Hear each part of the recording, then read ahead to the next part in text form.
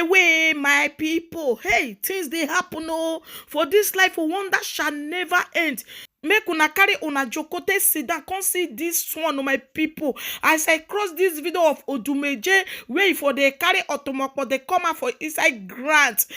My people, I was choctolized, oh, no be small something. This one choke me. This kind of a thing still they exist. No be small matter, oh, my people. Me no come be say I too talk, I go live on a more for watch this video. You see the sacrifice bones. I'd go try that.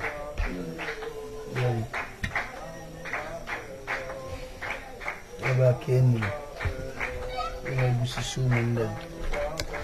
Never job. If you catch.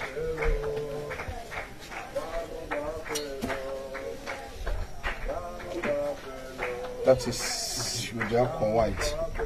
What they kill. You watch the sacrifices.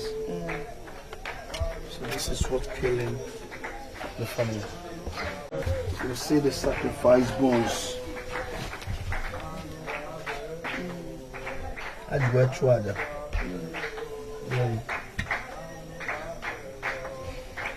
Never came. You see suleman then. Never job. If you catch.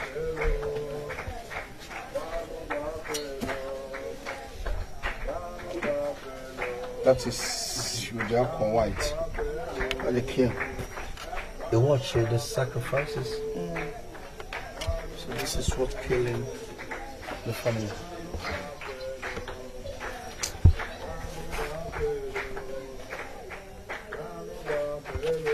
So when we are moving on no magic name, we show you how devil is. The summon. This is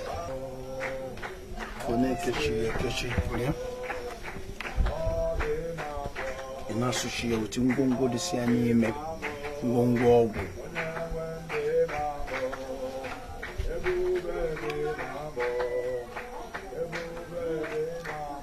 yone keshi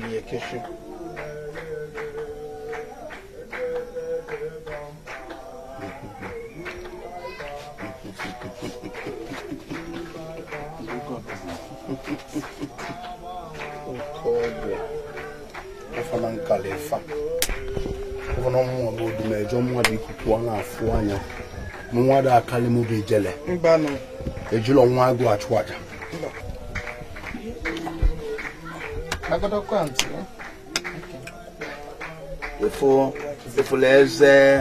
Ifulega yore. Ifulega yore ke malo na ogwa agwola agbo. Ifulega yore. Ifulega yore. Ifulia ega yore. Ifulia ega yore. Ega yore. Ivamele be lika. Yeah, bottled too much. That is why we're here. I'm the lions. I'm the family devil destroyer. I will never spare Satan. I will never let the devil to rule. For the world is under the control of Almighty Jesus. I'm a battle finisher. You can never challenge me. And no one challenging the Almighty Lion. As far as Jesus is concerned, Satan don't exist before the Almighty.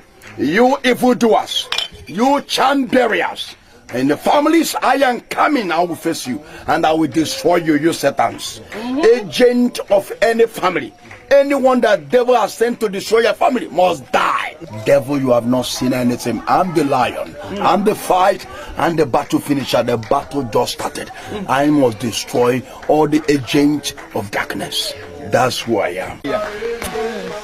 So because of that spirit following them, and they have never been in unity to pray. So there's a confusion among the people. Yes, sir. Yes. Yes. Because I'm in unity we stand. Yes. That is the problem. That is why they create that confusion. Yes, sir. Yes, so I know gonna fight each other, hold each other. Yes, sir. So that is the weapon they use to capture them down. We are allowed to do. Generational foundation, the idol. I handed the family part. That's what I told you. That's why, because you don't even understand the implication of when they consulted this idol, the family where the idol talk, were listen why I was scared to do it back. There what I'm on, what am I on? What am I could say this thing? Well, power the they can do what they take confusion. This thing belongs to the people that own it. Leave us. Men are man lapida. Come say for family, a man on them. A man on them. I saw them. When you are talking about your family, you talk about your family. No kindred, no fools. Forget them. Prophet, hear that, man. That's where go there. And they go fire back. And get out to God, Almighty God. When you hear, there's a point here. Or some more kindred. That's what we do. And you put the family where you say, now the spirit of never I want freedom. I want freedom. Of course, what to do? I want freedom. I want freedom.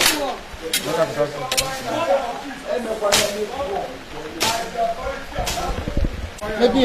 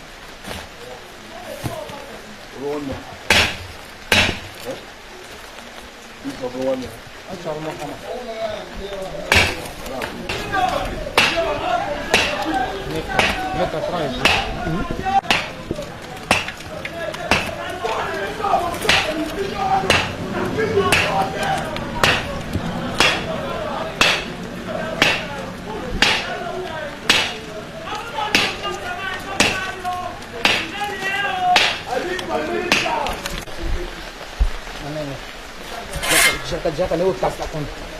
Já que eu faço a conta.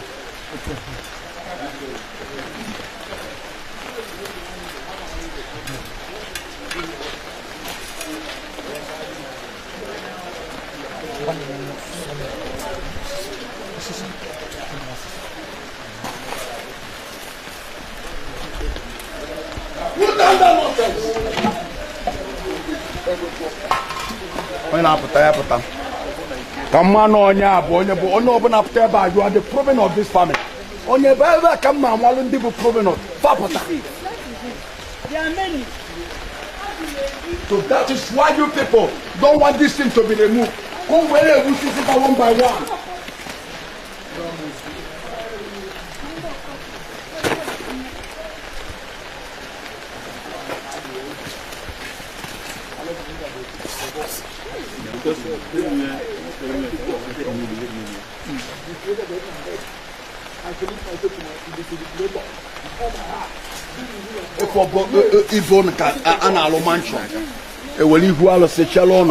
Look at Otu si the face.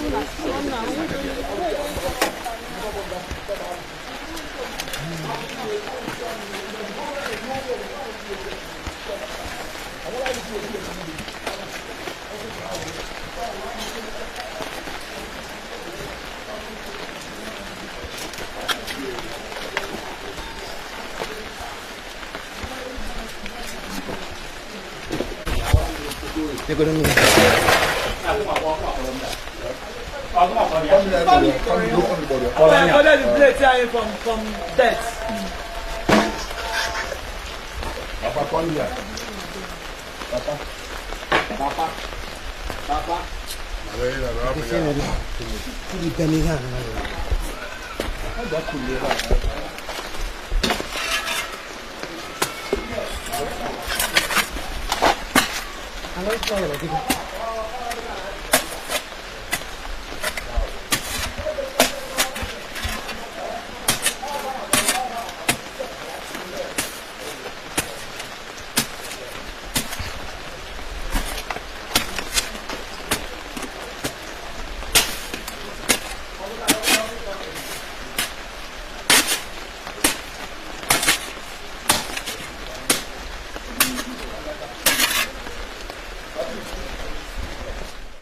people, shey una don watch am.